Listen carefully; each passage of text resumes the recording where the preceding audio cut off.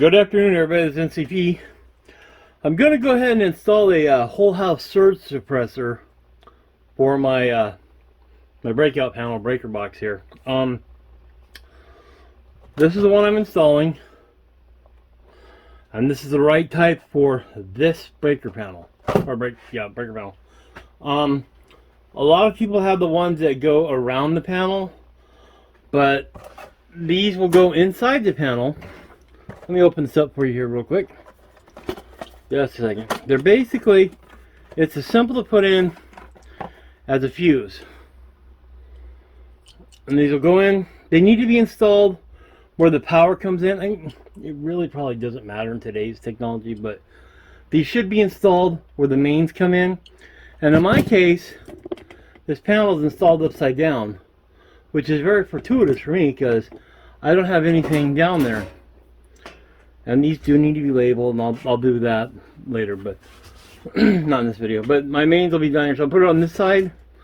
The neutral bus is over here. Or maybe that's ground. I forget. I have to pull it open.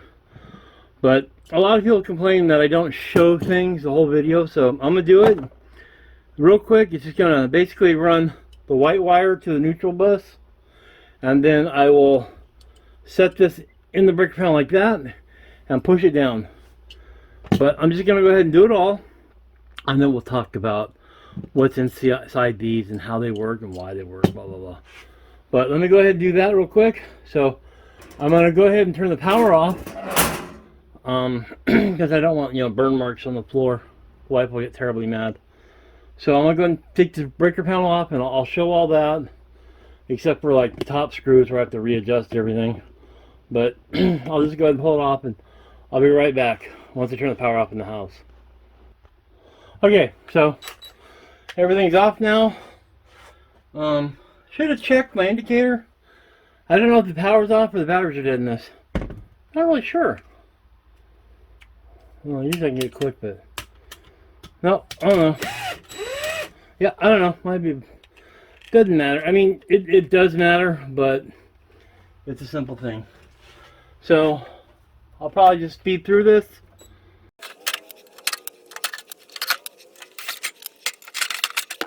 Okay, so this is the panel. This is your neutral over here. This is something else. Don't worry about that.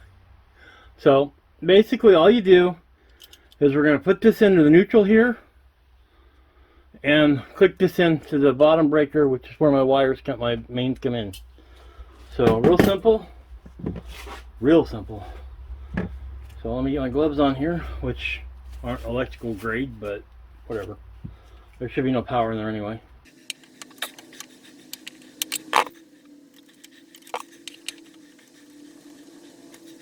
And tighten it up all the way. And that's 90% of the job right there.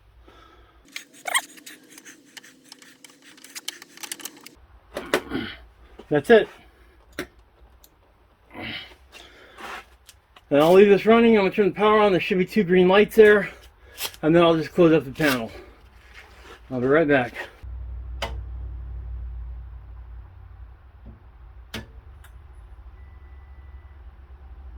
And that's it.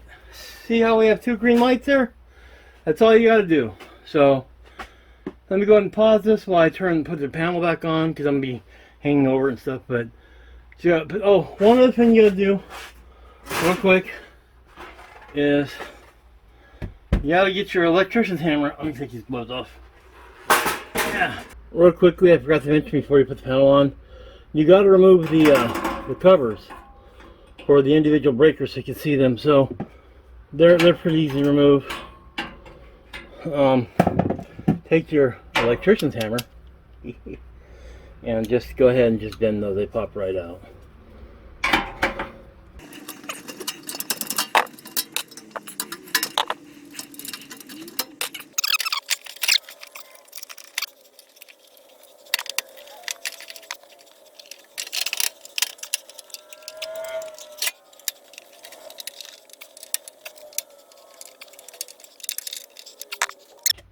Alright, so we're all done.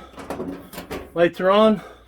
The reason I chose this model over the exterior models is, I don't know what my plans are in the future, and I didn't want it. Is that energized? No. I just want to make sure that I have room for my other projects, like on this wall. I may be redoing this wall here, so I don't have a lot of room.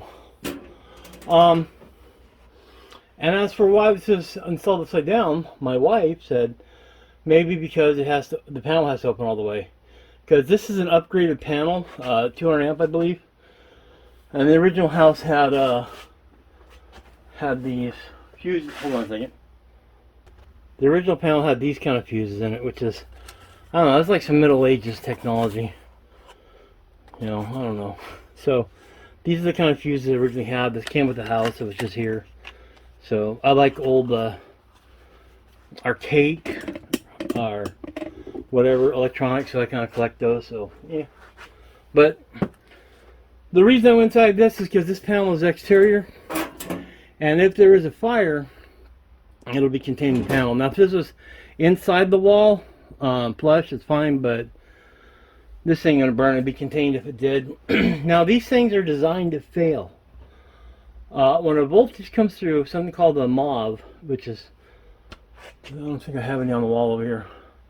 It looks like a coin with two little legs coming out of it. And what they do is it's called a clamp voltage, where it goes up really high, real quick, and goes pop, and the things self-destruct and they blow apart and break the circuit through a surge or a lightning strike or anything.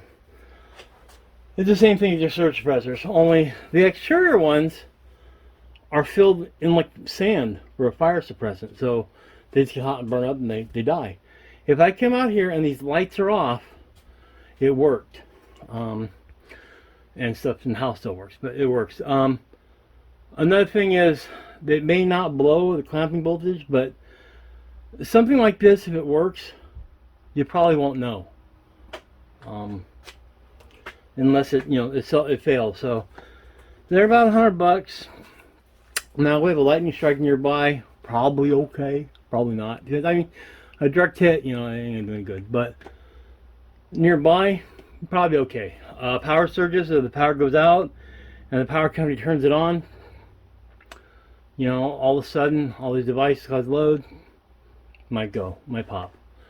But it'll protect the sensitive equipment. Now, in truth, like a lot, maybe 90%.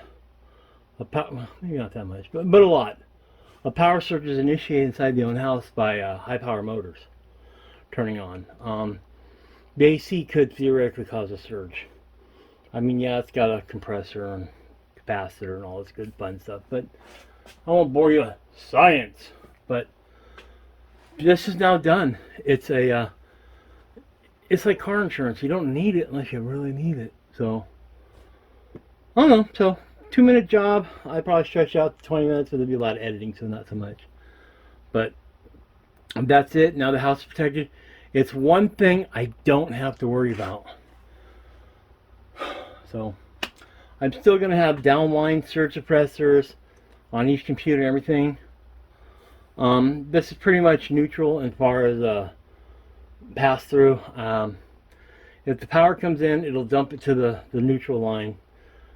And I won't give them the math of that, but basically it'll ground out. And the surge suppressor will absorb that energy, and the MOVs inside the MOVs will separate and break the connection. So there you go. Like I said, your house will still run even if the thing pops. So you need to check it periodically. So I'm gonna have the Alexa. Okay, didn't hear me. Every month, tell me to come down and check this. Sorry, there is nothing for me to resume. See how she is. All right.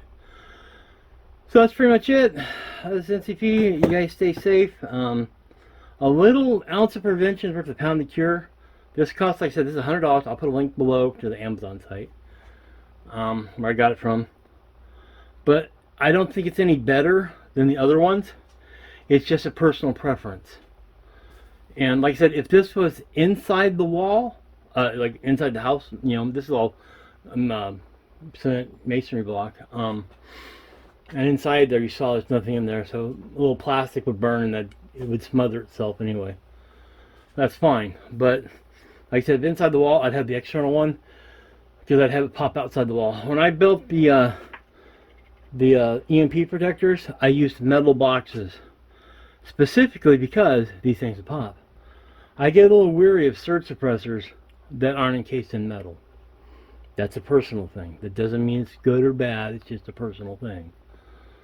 So, that's what's up. I hope everybody has a great day. Stay safe and have fun. NCP out.